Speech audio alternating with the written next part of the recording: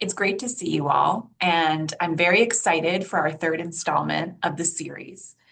Today, Sean Hartman, who you all know, have gotten to know over these last few sessions, he's our Senior Vice President and Chief Operating Officer at Academic Search, is going to be speaking with us on navigating the search process. And I'm really excited about today's topic. I think that search processes can be quite daunting. They feel a bit like a marathon and not so much a sprint. And I'm sure that Sean's going to have some really helpful words for us on that. I think we will endeavor to put the slides into the chat here as well as send them out afterwards as the Compact team has done each of our sessions.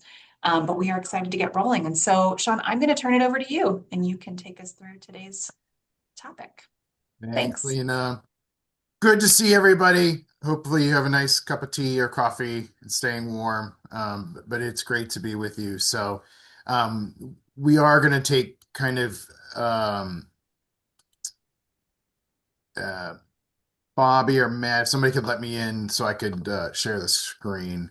Um, just step back again a little bit to talk about the search process. Talk about it both from when a search organization is accessible and when it's not. I think one of the challenges is we are seeing less searches done. I can tell you exactly that less searches are being done by search firms. And so many more institutions are navigating searches on their own, even for senior administrative positions. And so as always, we'll have a few slides to go through, kind of a little content, and then open it up for discussion and kind of where you all want to take it. So, as always, like to do some initial thoughts and kind of thinking about how we think about the search process. For those of you that have the privilege of looking for opportunities or mentoring those that aren't in a crisis mode, that is a privilege. It is a very different search process, as we've mentioned, when you have to be looking or when you are forced to look, than when you have the privilege of remaining employed, having stability, and applying from that. And so I'm going to talk mostly about that privileged place of non-crisis search because I do think if you or someone you're mentoring is in a crisis search, it is a very different, it's a little more tactile, it's much more immediate. The things we're going to talk about are kind of exploring, what brings you joy, where do you resonate? Those are much less available, and how you kind of process opportunities becomes very different in a forced or non-choice search. So happy to come around to that at the end to talk about that, certainly. But the challenge when you enter into a search process, if you've decided I'm going to engage fully in a search process, it's almost a full-time job in and of itself. Reading profiles, doing the research, writing materials, getting feedback. It's a full-time process, and it's an emotional roller coaster, especially if you I've worked with a number of candidates here in the last couple months that have been the number 2 or the number 3 person now several times. So they're never quite the one, but they've always come up. They're like, I know I'm good enough. I'm getting to the finalist and I'm getting told that I was the second choice. They're like, well, the second choice doesn't give me a new paycheck. And so how do you manage that process of that kind of emotional, especially by the time you become a finalist, you've invested so much of your own personal thought space, not just the research, not just the networking, but I think I made this joke last time. Men will have a number of ties in institutional colors for colors they would never wear. Nobody wears usually maroon and gold on a normal basis, but you bought a tie because you were going to campus, and you came up as a finalist, but weren't given that call. And so how are you going to take care of yourself? And I like to encourage people that have the privilege of thinking out their process of determining how you're going to celebrate your victories ahead of time. Because I think most of us, particularly in this time and place, fall into routine. So what are you doing to celebrate when you just submit materials? We don't think of that as a victory, but this time and place, it's absolutely, if we have enough mental and physical time to put solid materials together and get them submitted, that's a victory. Getting asked to an initial interview, that's a victory. Being called as a finalist, that's a victory. Um, because the challenge is it doesn't feel that way. Each time you don't advance, it doesn't feel like a victory. But the victory actually was on the front end of placing yourself in that position, and being called. So, um, again, we talked about this a little bit, and we can talk more at the end of it. I'm a big proponent of leading from your strengths. I think one of the biggest challenges that candidates do is they get wrapped up in trying to fill in the gaps or fill in where they're a little less qualified and end up um, trying the overcompensation for those ends up drowning out the skills, gifts, and graces you bring. And so leading from the strengths, this is what I can bring. We talked last time kind of how we focus on things, but pulling things back out at a level that allows you to speak about those skills and gifts as a way of examining how you're going to lead. Jorge. Yes, I have a question. Many people have already done the strength finders, Gallup organization, the Clifton Strength Finders, and that is based on your strength. I mean, it gives you an idea what your strengths are. Is that something that you recommend um, people to go through so they can also learn more about, be more conscious and intentional about their strength and how to put them out there? I think it's a helpful tool. I think it's a way to connect maybe some language. If there are folks that um, we particularly see in candidates of color and women, this idea of like, I don't want to be bragging about myself. I don't want to be, grandiose in my language. And sometimes that comes off as a censoring or being more sensitive. So I do think something like Strength Finders is a way to provide some language around what you do. So if your woo comes up, it's a way for you to wrap yourself. Just by the way, woo is my last one, so that's why That's I my always say first one. it's my last one. Can't stand it. um, but just like this, right? Like particularly for a campus that's used it, it might be a fun little way to get some connection with folks. But it gives you a way to have language to translate. So like my top one's learner, and as I imagine, learner is probably in all of our top fives, right? So it's a way to kind of frame out. I love learning. I love data. I love being able to connect the dots. It gives you a little bit of a framework to, the first, your top five, your top 10 to connect. It also gives you a chance to also like, I know Woo is my least, so it does give me some insights on like my challenge would be at being called to if I was on presidential search, being called to the cocktail party with 40 people I don't know. Yeah. That takes a lot, and as an introvert too, that would take all of the energy I have. So I think it's Well, also just helpful to. I think the reason why I bring it up too, um, it's also because it's a systematic, there's Mhm. a scientific background to the assessment. So you're not just simply talking about yourself as you kind of, I mean, you're not making things up. I Right. took the assessment, this is what came up. So I recognize that these are some strengths that I can bring to the job and that I also have all these other, qualities from my Yeah. resume.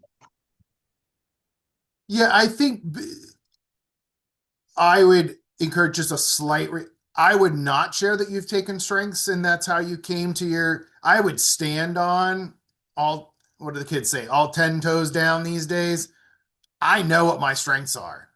Now, just because they happen to sound like strength, you kind of, but somebody said this last time and it's really been, they want to see you in the role you're applying for. And so just being confident, I know how to create relationships. I'm a relator. I'm going to bring people together. Now, whether you use relator or just simply say, one of my strengths, I know one of my superpowers is I can bring people together to share knowledge, to look at things, to challenge things, to talk through difficult things, to have difficult conversations. I know that's a gift of mine. So I think just standing on the strengths. Now, if you find out their strengths campus, then of course it's just a point of connection, right? It's like any of the assessments. How many of us remember 25 years ago when, all you did was the MBTIs, and everybody was running around, with their MBTIs in their email signatures at the time. So, I probably have used this joke before. I didn't go back and look at the recordings. Just because the grass is greener doesn't mean it wasn't spray painted. There are a lot of people wanting to find the better next. And that is certainly a goal. And we're going to talk a little bit about how we kind of think about, is the grass greener? But because of everybody's going through a lot of the same challenges. And one of the frustrating pieces of recruitment right now was this institution going to be better than mine? This is a crap show right now. Is this institution better? And it goes back to the age old, are you running toward something or are you running away from something? Now, again, if you're in the emergency, I have to job search and I don't have a choice. It is perfectly fine to be in that I'm running away from something because I don't have a choice. But if you have the privilege of time and space, having some of those reflections, because there's going to be not something perfect about the next institution you're going to. Their mess is just going to look a little different than the one you're in.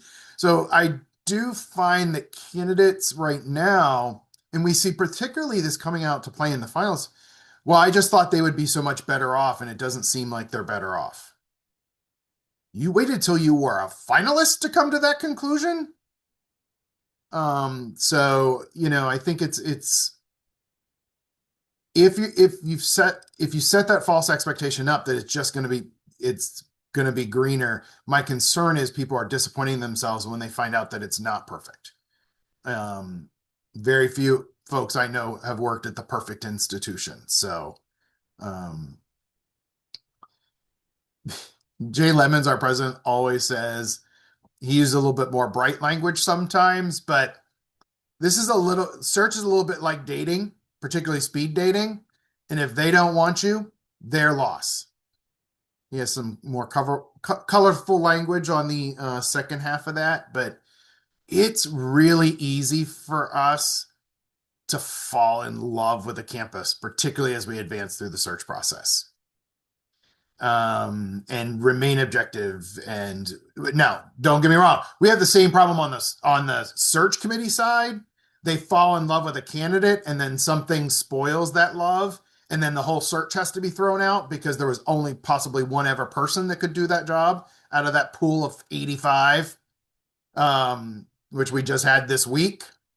Well, there's just nobody else left in the pool. There are literally 85 people in that pool. You have nobody else to go to. Nobody else could possibly do this job, including the 17 people you interviewed for initial interviews. None of them.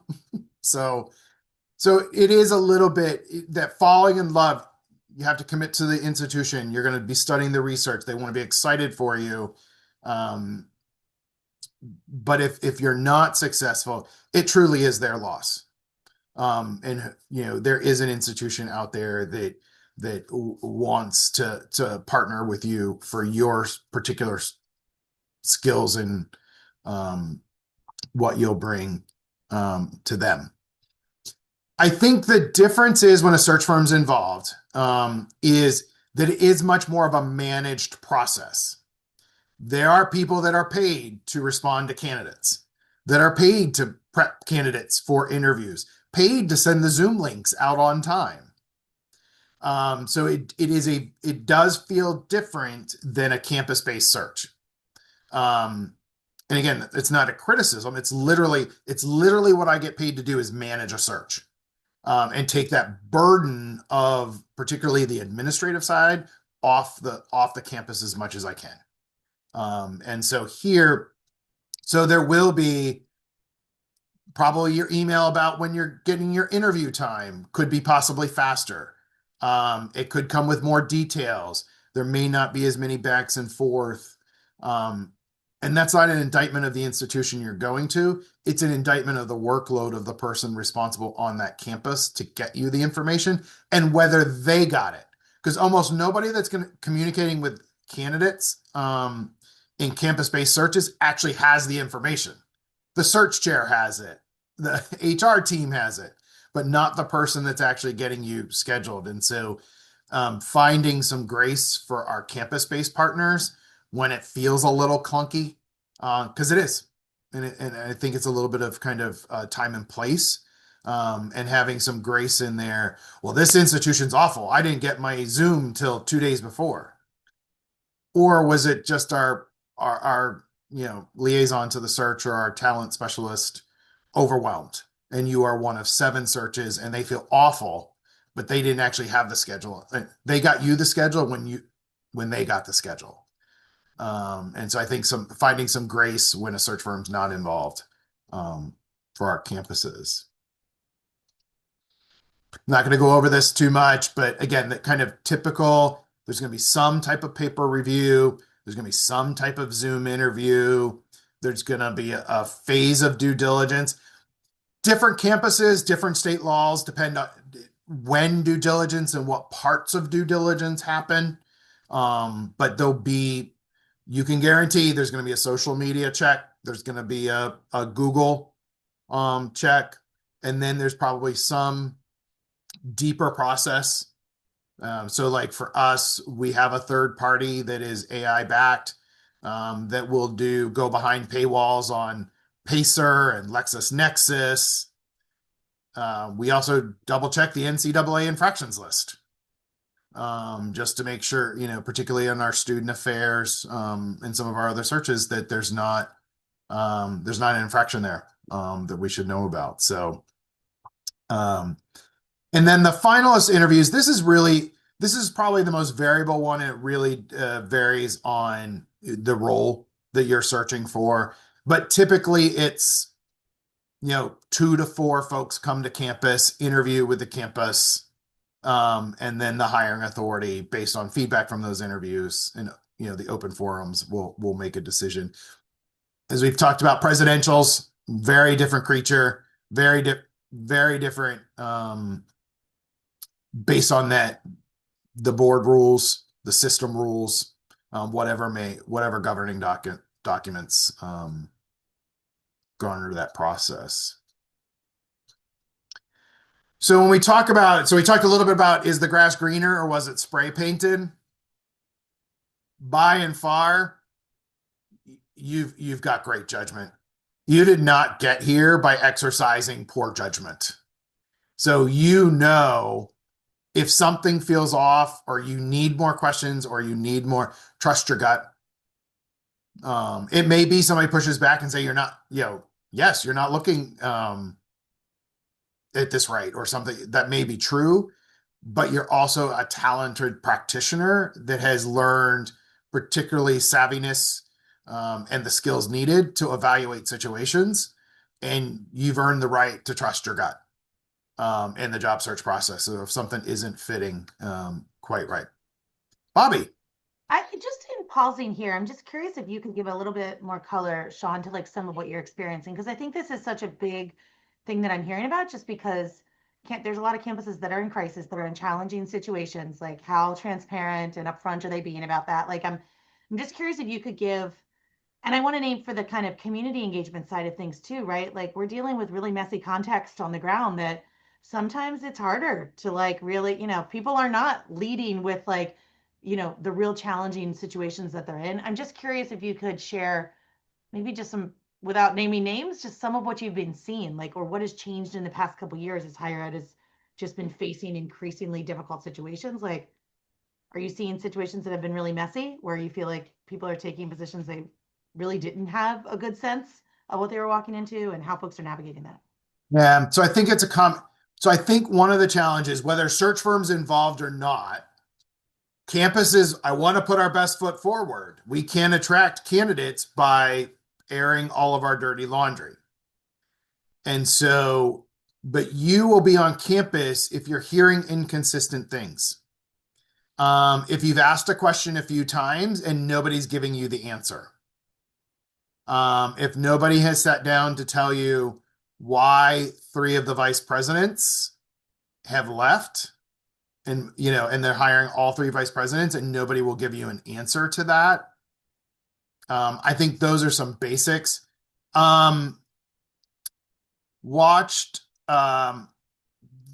very talented individual take a CEO role.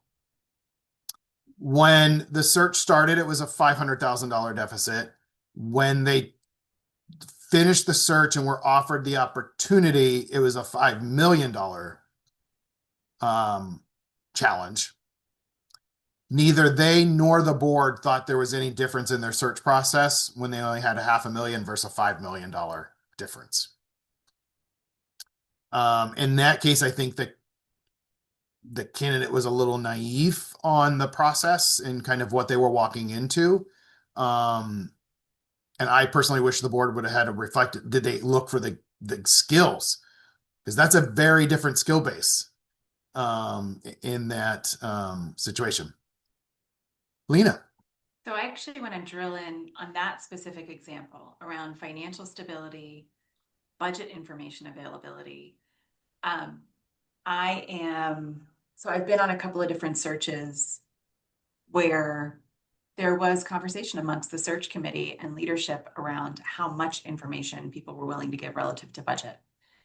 Some of that, to be fair, in at least one of these searches was colored by the idea of some things are shifting under our feet and it's unexpected. We don't know how much information we could actually give that would be accurate.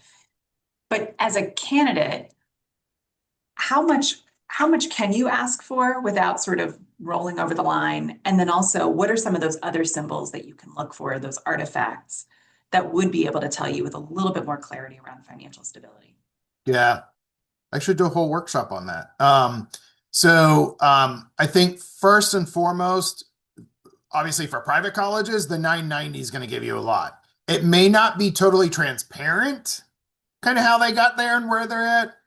But if you see they're pulling $5 million a year out of their non-discretionary endowment, what is that about? And do you get clear answers? It's likely a budget deficit and they're using non-designated funds for that.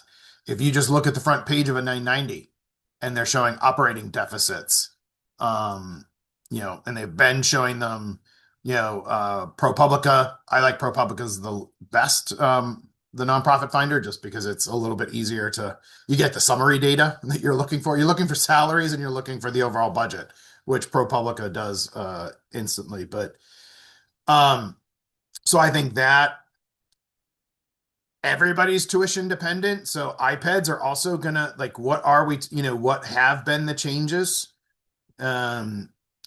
Understanding what the iPad's data is telling you. One of the interesting things I've noticed over the last maybe 6 to 9 months in particular is undergraduate enrollments have actually leveled off at some institutions, but their graduates have declined. Well, what do we know? We know graduate students are often the highest net tuition revenue on campus. So if your highest, margin students aren't coming, even though your, undergraduate stayed, fairly stable, there's just less money. So I think, when to ask, I think if you are a finalist, I would say particularly for cabinet or presidential levels, it is appropriate to ask for some details. Everybody's going to be a little different. Obviously, the publics are a little different because literally some of their budgets are online. You can see a little bit more depending on the state. You can see a little bit more. I think it is okay as a finalist to you have to make an informed decision. And so asking for those details, again, it depends a little bit on a president can ask for an audit. If you're in a presidential search, I think asking for the latest audit is a perfectly fair request. We encourage our search committees to be proactive and share that as a part of the finalist package. Under an NDA, here are these things that aren't public information, but you should know coming in. I think whatever level of organization you're going to move into or mentoring those that do, having some time with the VP of enrollment or the CFO, some one-on-one time. Because when you ask the CFO, so just tell me, how have things been for you over the last year? Everybody seems to be crazy. How's the last year been for you? And engaging in that conversation yes, it's a little bit about the numbers, and obviously they know, you're trying to get to them to the numbers, but also how are they doing with it? How are their responses? How are they talking about it? And I think particularly if you're offered an opportunity and you don't feel comfortable, I think it is okay to say the hiring authority, look, I would love to do this work. But I'm moving my family. I'm moving my parents. I'm moving, whatever your its are. Could we just have an honest discussion about, finances? I'm just going to keep that one. And it again, it's whatever your its are. But in this case, finance. But can we just, where are things at? What are the resources available? I think one of the challenging things I've seen, particularly on the academic affairs side, is we've seen some provosts hired and some of their resources have disappeared. So their deans have disappeared, their executive assistants, their associate provost. So making sure we really talk about that. But overall, trust your gut. I mean, I think that's your biggest piece, right? Trust your gut, get your questions answered. And then the selfish side, if you don't get your questions answered ahead of time and you knew you had them and you wish you would have had them and you didn't, then you need to live with that consequence though too. I have seen a lot of, this institution didn't tell me everything. That's why this is horrible. You also have a chance to ask those questions ahead of time. And if you're not getting answers, that's a whole nother piece of the puzzle. If nobody will tell you the financial condition of that institution or share any artifacts to that effect, that does say something. We've talked about search profiles. The question that frustrates me the most about search profile, what's not in there that I should really know? It's one of the questions that drives me bonkers. Well, I can tell you how much time I spent arguing with the search committee over this profile, so it's pretty much all there. And you should be doing, my preferred is, I noticed the profile didn't address this, but I've seen it here. That's the type of question when you talk to the searcher. That's the question I love. Can you tell me why this was left out? Can you tell me why this is included here, but I don't see it anywhere else in the minutes or the pieces? And again, the trusting your gut. No, most search committees are getting okay with, hey, things aren't great. But it's not going to be the deep dive. Your networks, those pieces. Again, as you trust your gut, what is the role? Is this a new role? We're seeing the consolidation again. So we've let 3 associate provosts go. We now have 1 associate provost that has 3 disparate responsibilities now rolled up into one job. What are we trying to solve here? We had, it was a budget issue to start with, but are you supposed to be splitting your time in thirds? Having some of those. And again, I go back to where are you going to find joy?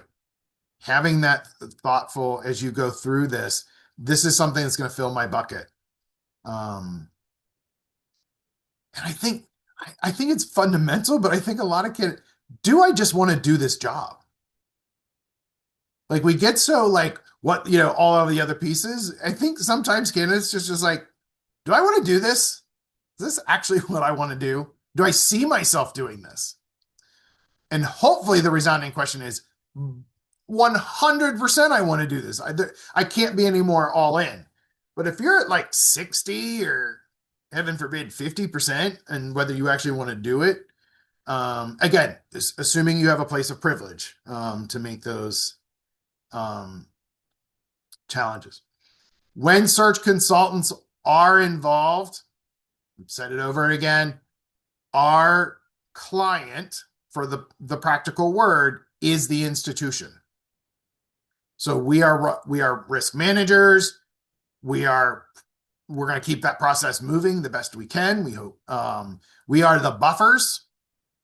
I was doing a presentation yesterday, and they're like, we know the state legislator wants this role. How are you going to respond to that? Was the direct question, because the board doesn't want to get involved in that discussion.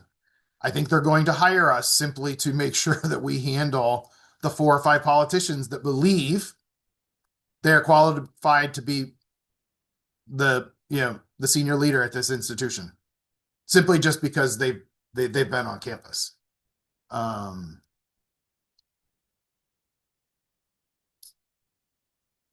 The balancing of what privilege you have to share with your supervisors, with your others, in terms of visibility that you're in search, is a really delicate balance. And that is very individualistic. Some people have amazing mentors and guides, and those that they can, above them, that they can meet with and be transparent with, and some don't. And so this is just this balancing act of how much can you share? What do you want to share? How do you not, how do you be honest to yourself, not disloyal to your staff, but do they need to know everything? If it doesn't work out, you still need to stay there. It is a really challenging area to navigate. I wish I had some great insights into this, but I think it is so individualistic, because every role is so, who's your team? Who's your supervisor? What's the culture? I mean, we know, we have had candidates in the search says, the moment you announce me, my president will come and I will be escorted off campus.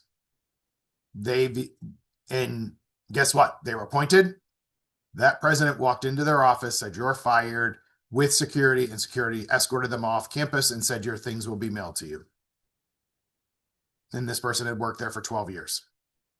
So we also know culture and those pieces play into that.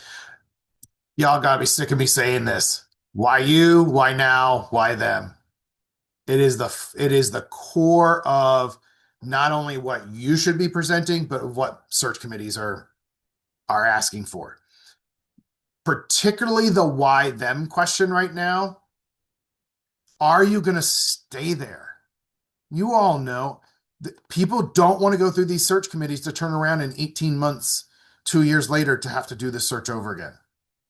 The number of times I get, oh, we have a profile. We just did this 18 months ago. We can just dust that one off. It's been really staggering as tenures shrink. The why them is becoming one of the most principal pieces, because the fundamental question they're asking is, how long are you going to stay? How long are you committed to us? Are we a stepping stone? Are you on your way to somewhere else? Can you stay here?